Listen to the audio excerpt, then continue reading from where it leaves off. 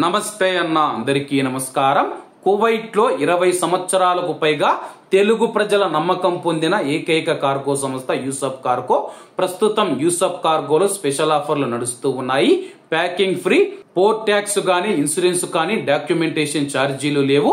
ఇక్కడ ఎలా తూకం వేసి తీసుకుంటారో ఇండియాలో మీ ఇంటి దగ్గర అలాగే తూకం వేసి ఇస్తారు. మాలియా మరియు కైతాన్ ప్రాంతాలలో యూసఫ్ కార్గో ఉంది. ఏ కార్గో మరియు సి కార్గో కలదు.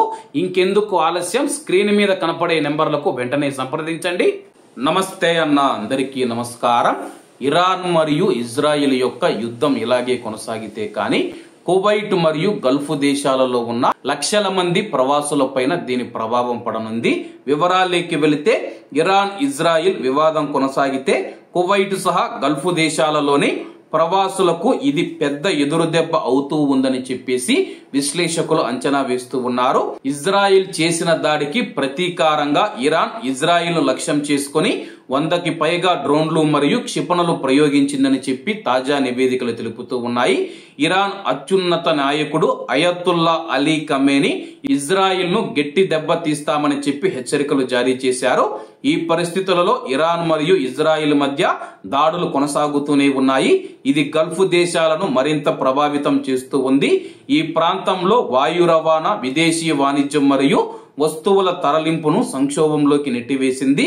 ఇరాన్ మరియు యుఎస్ అణుచర్చలు జరుగుతూ ఉన్న సమయంలో ఇజ్రాయెల్ ఇరాన్ పైన దాడి చేసింది. అణుచర్చలు విఫలమైతే లేదా అమెరికాతో వివాదం చెలరేగితే ఈ ప్రాంతంలోని యుఎస్ సైనిక స్థావరాలను లక్ష్యం చేసుకుంటామని చెప్పి ఇరాన్ రక్షణ మంత్రి అజీజ్ నజార్దే గారు హెచ్చరికలు జారీ చేశారు. కువైట్ సహా చాలా గల్ఫ్ దేశాలలో అమెరికాకు చెందిన సైనిక స్థావరాలు ఉండడం వల్ల ఈ ప్రాంతం మరింత అస్థిరతకు గురవుతుందనే ఆందోళన తలెత్తుతూ ఉన్నాయి. ఇరాన్ ప్రతీకారం తీర్చుకుంటుందనే భయంతో ఇరాక్ లోని అమెరికా రాయబార కార్యాలయాన్ని ఇటీవలి రోజుల్లో పాక్షికంగా ఖాళీ చేయించారు.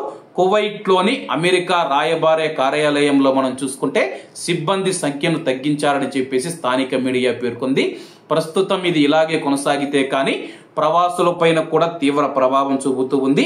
చాలా మంది జూన్ నుంచి కువైట్ లో సెలవులు కావడంతో, గల్ఫ్ దేశాలలో సెలవులు కావడంతో ఇంటికి వెళ్లాలనుకుంటూ ఉన్నారు.